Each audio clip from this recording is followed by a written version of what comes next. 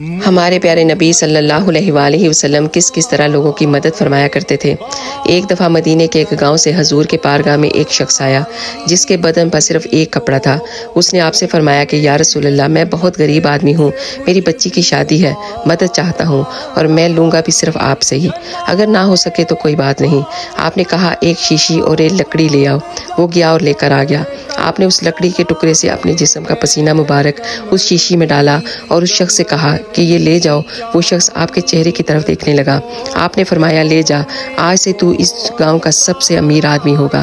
آپ نے فرمایا لوگ تجھ سے مانگیں کہ اچھی قیمت لگا کر فروخت کرنا۔ وہ شخص کہتا ہے حضور کے پسینہ مبارک سے بہت اچھی خوشبو آ رہی تھی، لوگ میرے پیچھے پڑ گئے۔ میں گھر جا کر بیوی سے کہا کیا کروں؟ اس نے کہا ان سب کو لائن پر لگاؤ اور ایک قطرہ 10 درہم میں بیچنا۔ وہ شخص کہنے لگا صبح سے شام ہو گئی، لوگ لے کر چلے گئے لیکن شیشی خالی نہ ہوئی۔ سبحان اللہ۔